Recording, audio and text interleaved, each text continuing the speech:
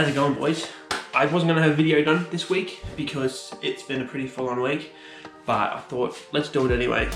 So today, I'm going to be giving you five things, not four, 5 things I love about the FGX. I'm going to film another bit, 5 things I hate, and I'll post that next Wednesday, so make sure you check that out. Alright, so the number one thing of the FGX that I actually like the most, that some people don't like, is the front grille. They fully redesigned it, as you know, and it makes it have a lot more of an aggressive look compared to the FGs and all the other ones. I think it makes it look wicked, especially with your daylight running lights that the other models didn't have. These cars look menacing as, and I remember when I was a P-plater and the coppers had the fatals and these were the FGXs. You'd have that thing pull up beside you, you're pretty intimidated by it. But yeah, I really do love the front grille on these things. They're a very nice look.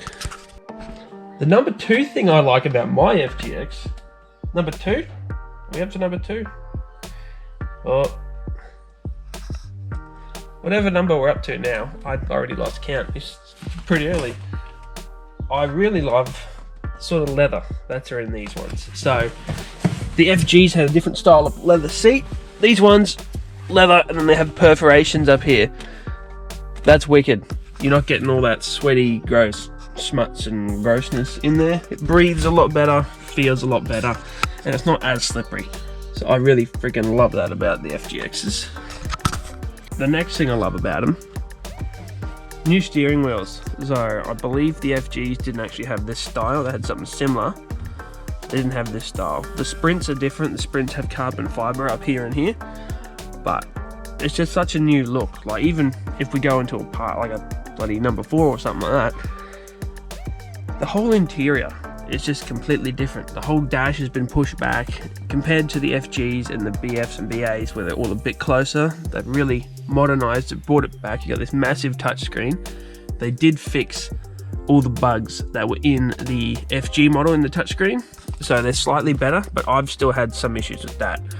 But we can wait for that to the next episode. And the next thing I like is another interior thing.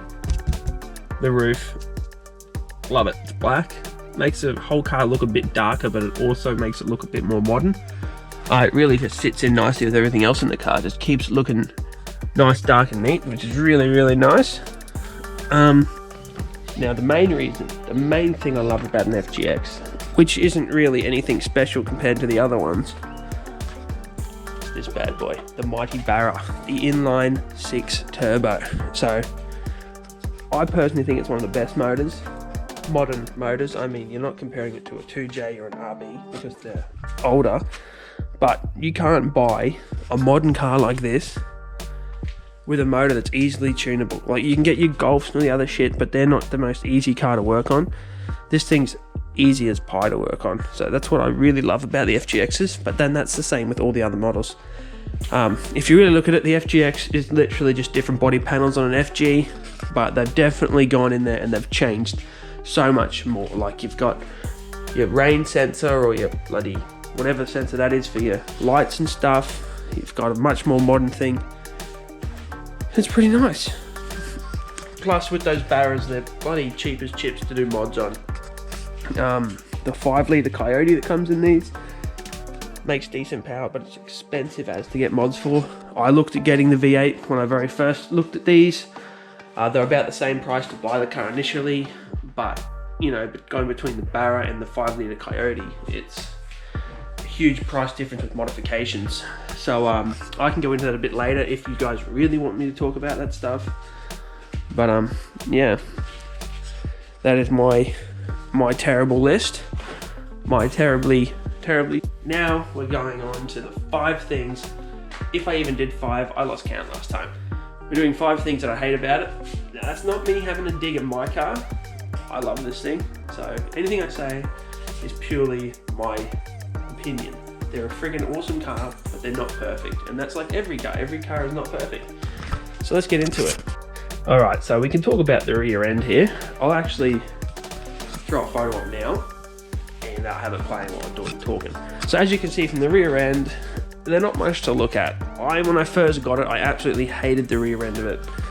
They're very ugly. very ugly rear end. So, but it grows on you. I will give it that. It grows on you. After driving it around for a long time, the rear end on these cars do grow on you because everyone that you're racing has to look at it. So it's sort of a positive side. But yeah, when I first got it, I wasn't a fan of the rear end or this spoiler. I think it's a bit low, but it's all good. It's all gravy. Number 2, the wing. The wing, wow. The antenna. We went through this in my last video where we replaced the alien antenna on it. So yeah, that's one of the things I really dislike about the FGXs from factory. Okay, number 3. Number 3. Wheel fitment. Now, wheel fitment doesn't really matter too much because we're chucking new rims on this anyway, but the fitment is right in there. I mean, I know it's keeping it legal, but it looks like dog shit. You'd think that when Ford made their last ever Falcon, they would have put more effort into like making it look a bit cooler. Like the Falcon, the Focus RSs and shit from factory, they look killer. These things sort of, it looks like a grandpa car or an undercover cop car. And that's why we're throwing the coilovers and rims on it, because I'm sick of it looking like old bloody grandpa man's car. Now this one, oh boy. This one is a major one that I absolutely hate. The other one's meh, but this one I get freaking furious over. I get more angry about it than I probably should. Cup holders. So for all you boys that drive your autos, it's not an issue. But for us men that drive manuals, see the issue here. When we're changing gears, right? Cups. What a stupid design that is. I mean, I don't know if they could have moved them differently, maybe put them back here, but then you can't reach them, put them in here. I don't, like, you know, change this around. But I know they didn't have much choice on where to put these, but that's such a stupid spot for them. I mainly only use it to put this bloody car smelly in. But when wifey comes and puts her drink bottle in there, it doesn't fit in these things, because these little cup holders, they're not big enough for a bottle. They're like good for not even a 700ml bottle. Plastic one. If you can fit one in there, which I'm sure you can, just put it in the comments, let me know. But yeah, this gets me going. Every time I drive the car and I want to have a coffee in, oh dear, drive like an Italian. So that's really, that pisses me off. So whoever designed that at Ford, take a good hard look at yourself. So this is it's getting pretty glary, eh? This is my final thing I hate about the car. Not this engine. What I really hate is that they didn't make one of these with like a model of it, like a special edition, that had bulk horsepower from factory. Like, these things are more than capable of making ridiculous horsepower for no money. So even in the F6s or the Sprints in the FGXs, they make, I think it's 315 kilowatts, which is nothing much for a Barra, but you're paying $30,000 more. To be fair, they threw different suspension parts in, they put extra badges in that. But if I threw 30 grand on this, I could put top of the range suspension, build this thing for like 1,000 horsepower, roughly. Don't quote me on that.